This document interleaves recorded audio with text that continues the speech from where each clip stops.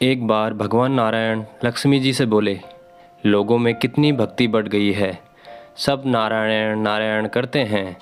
तो लक्ष्मी जी बोली, आपको पाने के लिए नहीं, मुझे पाने के लिए भक्ति बढ़ गई है। तो भगवान बोले, लोग लक्ष्मी लक्ष्मी ऐसा जाप थोड़ी ना करते हैं। तो माता लक्ष्मी बोली कि विश्वास ना हो तो परीक्षा हो जाए। भगवान नारायण एक गांव में ब्राह्मण का रूप लेकर गए। एक घर का दरवाज़ा खटखटाया।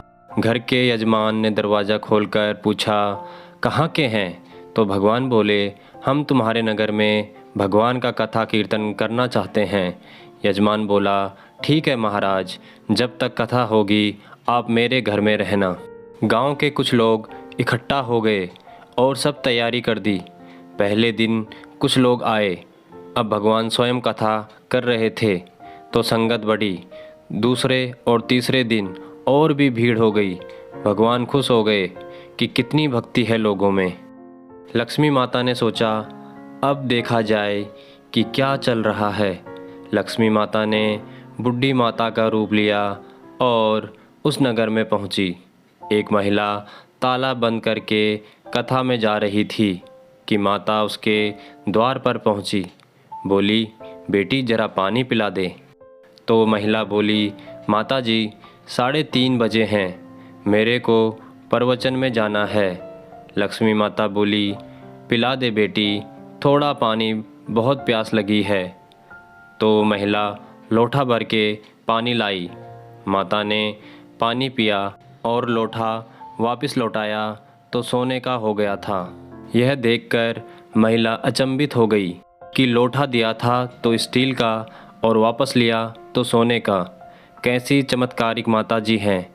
अब तो वो महिला हाथ जोड़कर कहने लगी कि माता जी, आपको भूख भी लगी होगी, खाना खा लीजिए।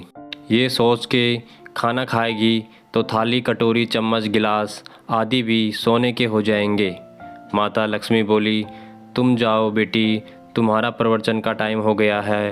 वह महिला प्रवचन में आई तो सही, लेकिन आसपास की महिलाओं को सारी बात बताई।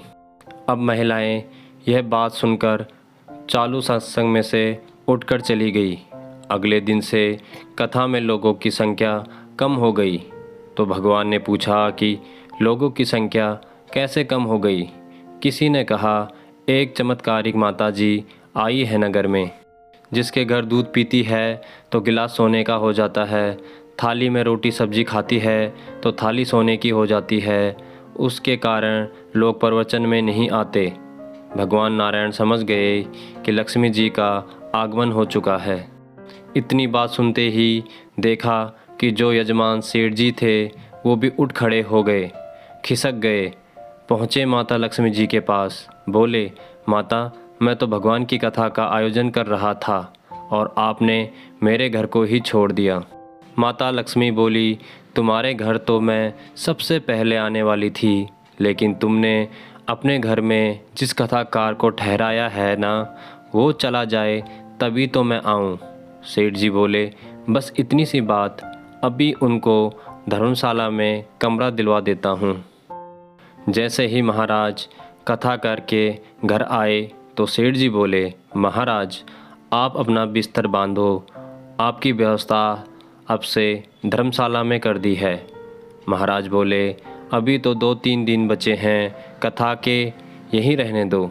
सेठ बोले, नहीं नहीं, जल्दी जाओ, मैं कुछ नहीं सुनने वाला, किसी और मेहमान को ठहराना है। इतने में लक्ष्मी जी आई। कहा कि सेठ जी, आप थोड़ा बाहर जाओ, मैं इनसे निपट लूँ। माता लक्ष्मी जी भगवान से बोली, प्रभु अब तो मान गए। भगवान नारायण बोले, हाँ लक्ष्मी, तुम्हारा प्रभाव तो है, लेकिन एक बात तुमको भी मेरी माननी पड़ेगी कि तुम तब आई जब संत के रूप में मैं यहाँ आया। संत जहाँ कथा करेंगे वहाँ लक्ष्मी तुम्हारा निवास जरूर होगा।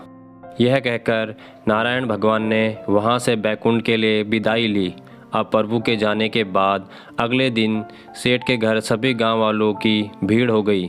सभी चाहते थे कि यह माता सभी के घरों में बारी बारी आए, पर यह क्या। लक्ष्मी माता ने सेठ और बाकी सभी गांव वालों को कहा कि अब मैं भी जा रही हूँ। सभी कहने लगे कि माता ऐसा क्यों, क्या हमसे कोई भूल हुई है? माता ने कहा, मैं वहीं रहती हूँ जहाँ नारायण का वास होता है। आपने नारायण को तो निकाल दिया, फिर मैं कैसे रह सकती हूँ?